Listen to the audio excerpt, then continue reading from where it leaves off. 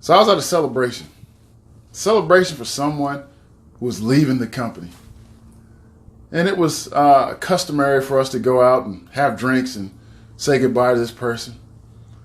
And while sitting at the bar, one of the people that worked out in the same gym, we all worked out in the gym that was at headquarters. There were a few of us sitting at the bar, and one of the people sitting with us said, "You know what? I'd like to run a half marathon." And I'd been in the Army before. Like I said, I worked out in the gym. I'd run maybe 6-7 miles at the most. Hey, why not? I'll do it. And another colleague of mine said, "Yeah, I'll do it." So 3 of us that day decided we were going to run a half marathon. And luckily there was one coming up in a few months, so we had to figure out the training. But unfortunately, none of us lived close to each other, so we decided to train on our own. And as time went by and weeks went by, people started to fall off. Until there was just one person who was still training for a half marathon. That person was me.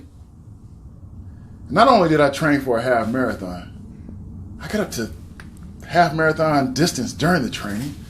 I surpassed it. I ran 17 miles twice during my training. So the Saturday to go down to pick up my cover and everything I needed to run the race, I decided to sign up for the full. Crazy. Never ran more than 17 miles. Now I'm going to run a full marathon tomorrow. And I did. And I completed it. 26.2 miles. Proud of myself. It hurt.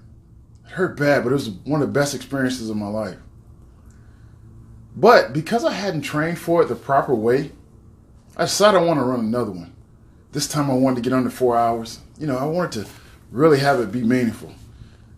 And during this time I was running, I used to listen to a lot of music.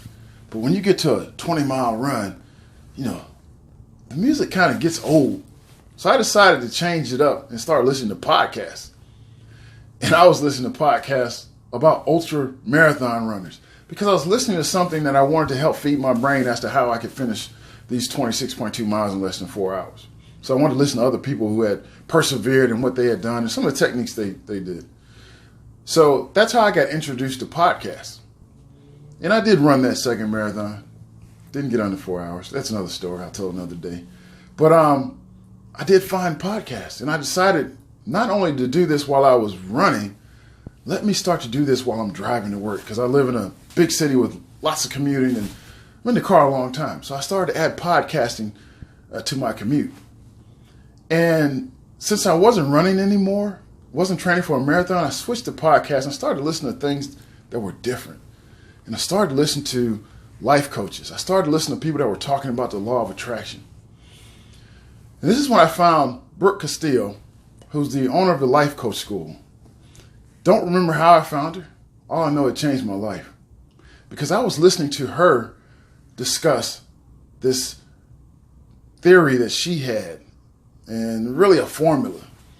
And I remember that day I was driving to work, and she said it, and I almost wanted to stop, and just stop the car, because I was so overwhelmed and like, wow, this is so true. Yet it's so simple.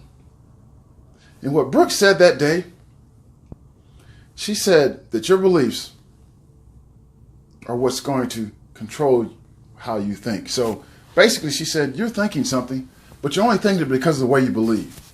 People have different beliefs. They think different ways.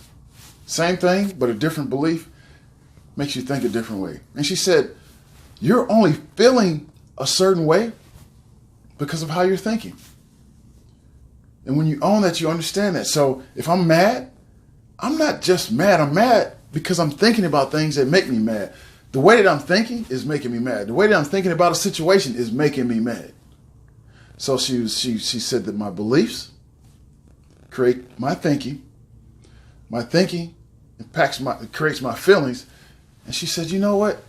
The actions that you take are impacted by the way that you feel. So if you're mad, you're going to act in a different way. If you're passionate, you're going to act in a different way. If you're happy, you're going to act in a different way. So those actions that you take are all impacted by the way that you feel. I said, okay. But the biggest thing she said that I knew was so true because I had learned this previously and some of the things that I've gone through, that all the results in your life are based on the actions that you've taken. Nobody else. No outside authority. No one else to blame. The results that you have in your life are based on the actions that you've taken. And when you take that full responsibility, you understand that that is true. So I said, wow, the results that I want are going to be based on the actions I take. And the actions I take will be influenced by the way that I feel. And the way that I feel is only built because of the way that I'm thinking about it. And the way that I think is based on my beliefs. Wow. That's it. That's the formula. From that point forward, I understood that I needed to control the way that I believe, control the way that I think, control the way that I feel, and control the actions that I take to be able to control the results that I get. That's where the reminders were born. It was breathtaking to me. At the same point, I wasn't sure that what I was going to come up with was going to work. But that was a couple of years ago. What I came up with is working great. Because I thought about it and I said, what do I really want to believe? And I had this limiting belief that I wasn't enough. It was deep in me. I didn't know it at the time. You know, it'd been with me for 30 some odd years. But I knew that behind it all, I didn't think I was enough. So I said, what do I need to believe to ensure that I know that I am enough? And there were two things. And the first one was that I am reborn. I have a new start, fresh start. I can't carry all that weight behind me. I can't rely on my past for today's success. Today's a new day, and I am reborn. And if I believe that, I attack this day with freshness. I'm a new person. And then I said, you know what? I have a religious background, but I don't always practice my faith deeply. So what do I need to believe? I need to believe that I'm divinely powerful. That if I'm faithful and I have faith in the divine energy that I believe in, that power will be extended to me because I know I was born out of the likeness of my Creator. So if I remind myself of those two things every day, those beliefs, they'll help me think the right way. And the right way that I decided I wanted to think was abundance. Because I know my thoughts create my reality, and I want my reality to be an abundant life. Not just abundant in my finances, but in my love and my passion, in my friendships, in everything that I encounter. I want abundance. And if I want that, I have to think it. So I decided that my third reminder would be think abundance. And then I'd already been on a gratitude journey. I'd already started practicing gratitude. I have a journal, I was writing in it, and I knew how that made me feel. And I never want to lose that feeling. So to control my feelings, I remind myself to be grateful. That was my fourth reminder. Be grateful and do it every day. And being grateful puts me in a state of mind that nothing else can do. It makes me feel a way that nothing else can make me feel. It's a true self-reflection on all the things in my life that I can appreciate. And that makes me feel good. And then I thought about what actions do I need to take every day to cement this. And I came up with two reminders. And my fifth reminder was be decisively intent. And what I had noticed in my life is I just used to do things with not a lot of intention. I mean, I can't say no intention, but not really decisive. Not saying this is what I want, this is why I want it, this is what I need to do to make it happen. And here are the things that I'm going to do every day to make that happen. And I had learned all these things. Stephen Covey had talked about, your big rocks and your little rocks and all the stuff I had learned, but I needed to implement it. So I said, I'm going to be decisively intent in the actions I take every day. So I've got my to-do list, write down 3 or 4 things that I am going to do and why I'm going to do them. Bam, get those things knocked out. But I'm decisively intent every day. Then there was the 6th action. It was a culmination of everything. It's the beauty of life. It's my ability to create.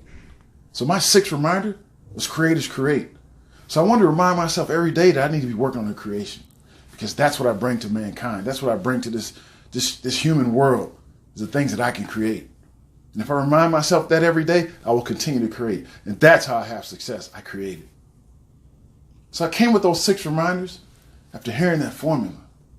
And I'm so glad that I decided to run that half marathon, which turned into a full marathon, which turned into a second full marathon, where I learned how to listen to podcasts, which then introduced me to Brooke Castile in the Life Coach School, which introduced me to the formula. Then my beliefs create my thinking. My thinking creates my feelings impact my actions, and the actions that I take give me the results that I have in life. Scrooge reminders. Have a great week.